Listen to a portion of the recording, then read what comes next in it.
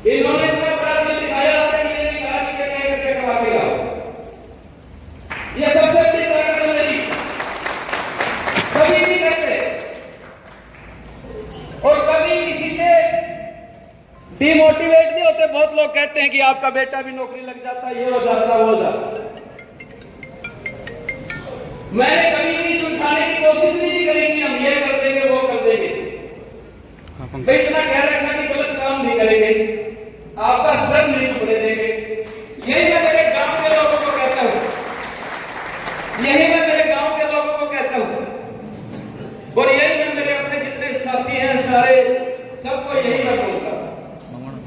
और धीरे धीरे धीरे धीरे करके आज 9वां अधिवेशन हमारे जिले में ये हो रहा है और ऐसे ऐसे चेहरे जो प्रबुद्ध लोग हैं, जिनके पीछे 5-5, 10-10 हजार लोग हैं, वो भी यहां बैठे हैं। ये पंडाल भरना हमारे लिए कोई बड़ी बात नहीं थी।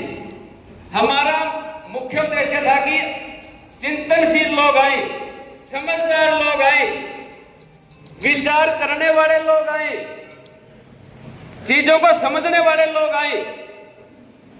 और ऐसे लोग जब आते हैं तो कोई अफवाह आती है तो उसका बाहर से एनकाउंटर कर देते हैं। भीड़ अफवाह का एनकाउंटर नहीं कर सकती। हमने किसी की झाड़ी मजदूरी छुड़वाने की कोशिश नहीं की।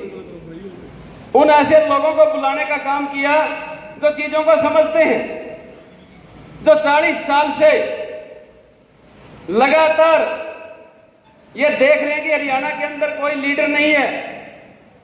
आज से 30, 35, 40 साल पहले डॉक्टर कृपाराम पुनिया का नाम था, चौधरी चांदराम का नाम था, जगन्नाथ का नाम था। इनके पिछले 10-15 साल जो गए उन पर चर्चा नहीं करता मैं। चौधरी चांदराम जी ऐसे आंदोलनकारी थे, इन्होंने बीड़ सुनार का एक ऐसा आंदोलन किया, करीब 6000 लोगों ने, जिसमें महिलाएं भी थी, तिहाड़ जेल भर दी थी इन्होंने। जमीन का आंदोलन था और कहा कि या तो जमीन लेके जाऊंगा या मेरी डेड बॉडी लेकर जाएगी। ऐसे ऐसे नेता थे हमारे। हमने ऐसे नेताओं को भुला दिया, ऐसे नेताओं को छोड़ दिया और फिर 60,000 एकड़ जमीन आपके समाज के लोगों को मिली। वो आंदोलन कामयाब हुआ।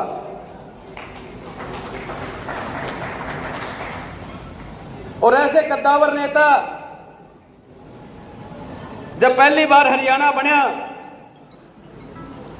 1966 में, तो पहली सरकार बनी भगवत दयाल शर्मा की और भगवत दयाल शर्मा ने चौधरी चांदराम जी को कैबिनेट मिनिस्टर नहीं बनाया, तो चौधरी चांदराम जी ने मुख्यमंत्री भगवत दयाल शर्मा को कहा कि पंडित जी, मैं तो जब महापंजाब था, हरियाणा और पंजाब इकट्ठे थे, तब भी मंत्री बनता था, तो आपसे तो मेरी कोई ऐसी बात भी नहीं थी कि आपने ऐसे मेरे समाज के साथ क्यों किया। हम समाज का प्रतिनिधित्व करते हैं। तो पंडित भगवत दयाल शर्मा ने कहा कि आपके ग्रह नक्षत्र सही नहीं चल रहे, कि आपके ग्रह नक्षत्र सही नहीं है। तो चौधरी चांदराम जी ने कहा कि ये तो समय बताएगा किसके ग्रह नक्षत्र सही हैं, किसके गलत हैं। कुछ दिनों के बाद स्पीकर का चुनाव होता है और जब स्पीकर का चुनाव होता तो 13 विधायक गायब कर दिए जाते हैं और पंडित भगवत दयाल शर्मा की सरकार टूट जाती है और चौधरी चांदराम डिप्टी सीएम बनते हैं और राव वीरेंद्र सिंह मुख्यमंत्री बनते हैं। ऐसे ऐसे नेता थे हमारे। हमने ऐसे नेताओं को बुला दिया, इसलिए तो हमारे नेताओं में दिलेरी खत्म होगी। हम भूल गए ऐसे नेताओं को, इसलिए आज हमारी नेतागिरी खत्म हो गई। हमारे नेता पिट रहे हैं, अपमानित हो रहे हैं। वो क्यों हो रहे हैं? क्योंकि उन्होंने अपनी दिलेरी खत्म कर ली।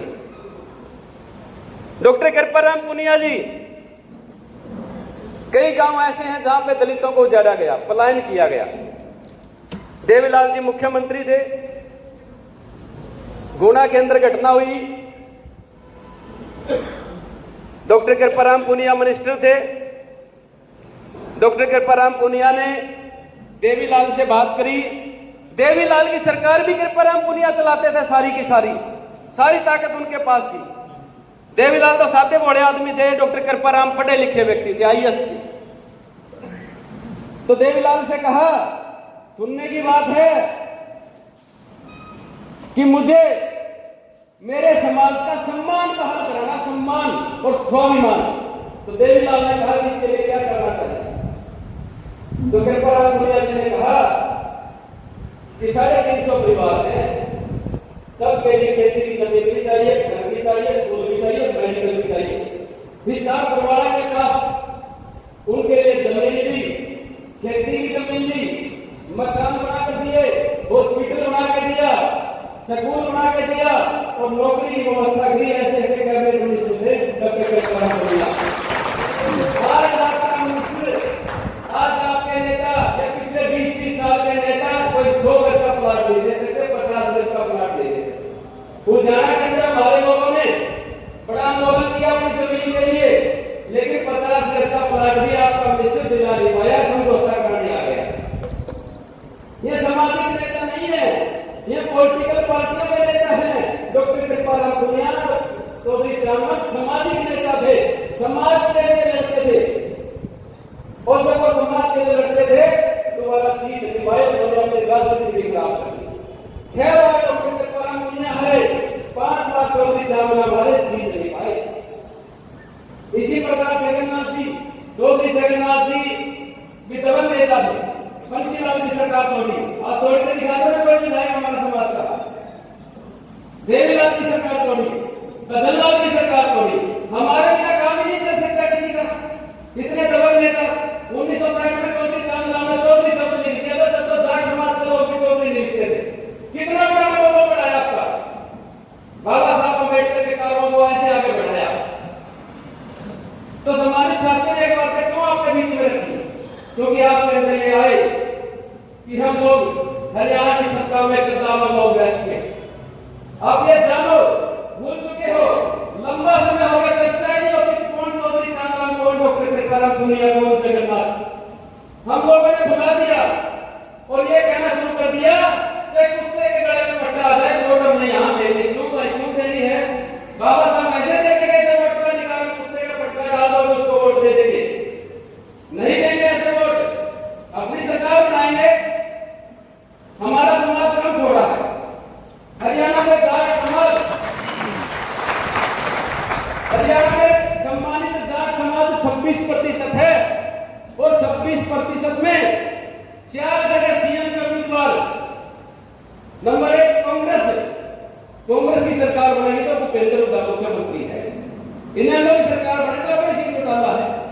जेजेपी की बनेगी तो दुष्यंत है और बीजेपी जब जाट की बारी आएगी तो उसमें भी कतार लगी हुई है। बीजेपी के अंदर भी बहुत जाट नेता है। 4 जगह 26 को 4 जगह बाल दे दो, 6.5% पे एक सीएम का उम्मीदवार, यही है ना, 6.5% पे एक सीएम का उम्मीदवार।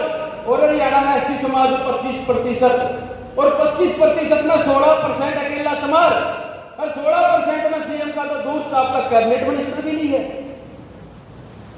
का आपका कैबिनेट मिनिस्टर भी ढंगता नहीं है जो आपकी बात उठा दे, आपकी बात का समाधान कर दे, आपकी समस्या का समाधान कर दे। हमें प्रेरणा लेनी चाहिए जाट समाज के लोगों से कि वो 6% पे सीएम के उम्मीदवार और हम 16-17% पे एक भी नहीं है, पर टोटल 25% है। सारा भाईचारा हमारा, हम सीएम के उम्मीदवार नहीं है। बाबा साहब ने तो अपनी उंगली उजले तो की है, उनकी उंगली मंदिर मस्जिद चर्च की तरफ नहीं है, उनकी उंगली है विधानसभा और लोकसभा की तरफ। और ये साबित किया उत्तर प्रदेश के लोगों ने अपनी सरकार बनाई। मैं धन्यवाद करता हूं माननीय बहन जी का, जिन्होंने साबित किया कि भाई हम भी शासक बन सकते हो, शासक बन के दिखाया। तो हरियाणा के लोगों को भी प्रेरणा लेनी चाहिए। कैसे प्रेरणा लेनी चाहिए? अपनी सरकार बना के अपने बलबूते पे, अपने पांव पे खड़ा होकर के। अपने पांव पे खड़े होने की बात मैं क्यों कहता हूं? हरियाणा की प्रतिभा, हरियाणा के मालिक क्यों है, ये किस लिए मैं कहता हूं? मैं इसलिए ये बात कहता हूं, जब चौधरी चरण सिंह इस देश के प्रधानमंत्री बने तो जाट समाज के लोगों ने उनका अभिनंदन किया। हिमाचल के, छत्तीसगढ़ के, मध्य प्रदेश के, उत्तर प्रदेश के, राजस्थान के, दिल्ली के, पंजाब के जाट इकट्ठे हुए।